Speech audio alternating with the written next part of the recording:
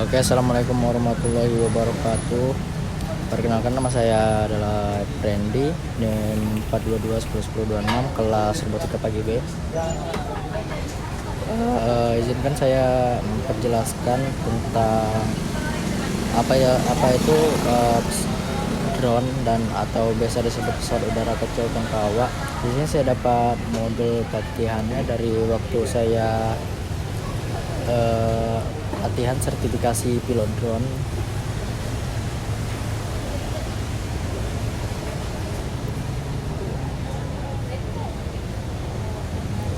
Oke, di sini kita memiliki beberapa peraturan. Yang pertama itu ada Chicago Convention, yaitu pasal 8 mengatur tentang otoritas negara tentang pesawat udara tanpa awak, pasal 12 tentang tanda kebangsaan, pasal 12 dokumen pesawat udara, dan pasal 33 tentang pengakuan sertifikasi di negara sesama anggota ICAO.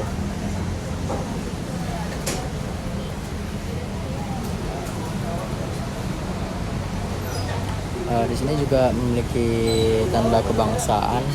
Ini bisa dari pesawat konvensional maupun drone juga, yaitu dengan tanda sebagai PK dari Indonesia.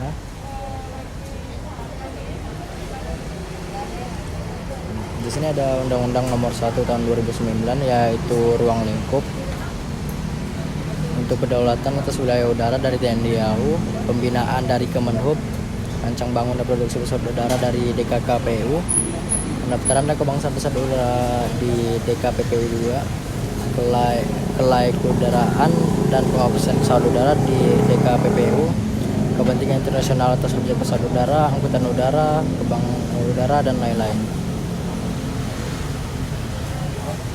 Untuk Undang-Undang Nomor 1 Tahun 2009, itu pasal 24, setiap pesawat udara yang dioperasikan di Indonesia wajib mempunyai tanda pendaftaran. Pasal 34, setiap pesawat udara yang dioperasikan di Indonesia wajib memenuhi standar kelaykudaraan. Pasal 41, setiap orang yang mengoperasikan pesawat udara untuk kegiatan angkutan udara wajib memiliki sertifikat pengoperasian. Pasal 46, setiap orang yang mengoperasikan pesawat udara wajib merawat pesawat udara untuk mempertahankan keandalan dan kelaykudaraan secara berkelanjutan. Dan pasal 58, setiap personel pesawat udara wajib memiliki lisensi atau sertifikat kompetensi. Di sini ada tiga contoh sertifikasi. Di sini ada pertama sertifikasi pendaftaran, sertifikasi kelaykudaraan standar, dan sertifikasi kelaykudaraan khusus.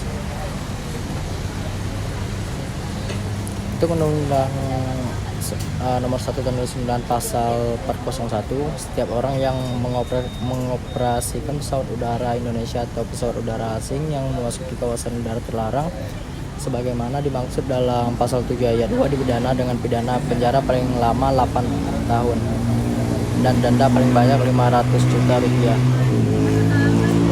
Untuk pasal 404, setiap orang yang mengoperasikan pesawat udara yang tidak mempunyai tanda pendaftaran sebagaimana dimaksud dalam pasal 24 dipidana dengan pidana penjara paling lama 5 tahun atau denda paling banyak 1 miliar rupiah.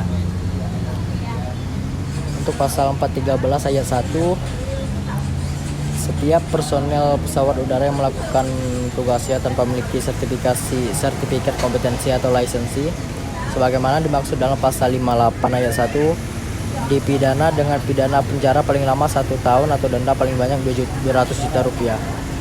Dan untuk pasal 413 ayat 2 dalam hal perbuatan sebagaimana dimaksud pada ayat 1 mengakibatkan matinya orang dipidana dengan pidana penjara paling lama 15 tahun dan denda paling banyak 1 miliar rupiah.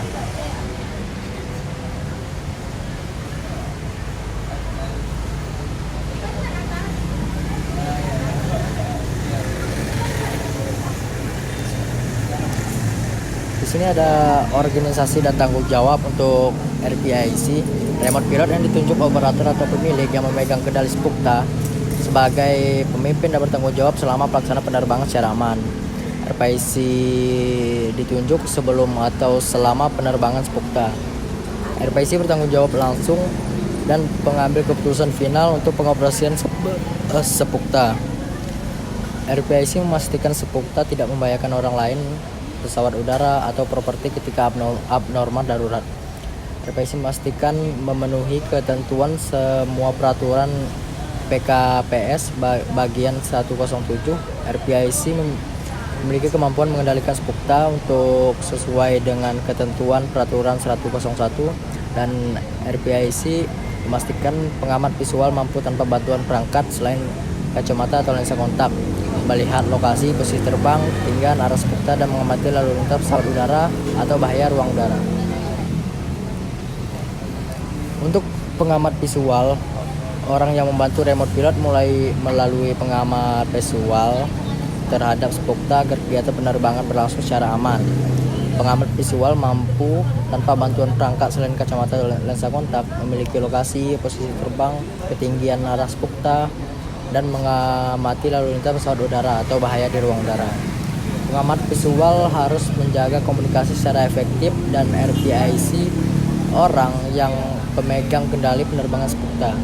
Pengamat visual mengobservasi potensi bahaya tabrakan di area operasi atau operational volume. Nomor 3, ada pemilik. Orang badan hukum yang memiliki Spukta yang sah dan dapat menunjukkan bukti kepemilikannya. Pemilik tunduk terhadap ketentuan pengoperasian Spukta di Indonesia, dan nama pemilik Spukta tertulis di sertifikat pendaftaran Spukta atau SIDOPI berdasarkan bukti kepemilikan, dan pemilik dapat menunjukkan RPIC. Untuk operator, orang atau badan hukum yang mengoperasikan atau bermaksud mengoperasikan Spukta untuk keperluan rekreasi atau non-rekreasi termasuk komersil, dan operator dapat menunjukkan RPIC. Baik, itu saja yang dapat saya sampaikan. Sebenarnya masih banyak, cuma mengingat waktu maksimal 7 menit.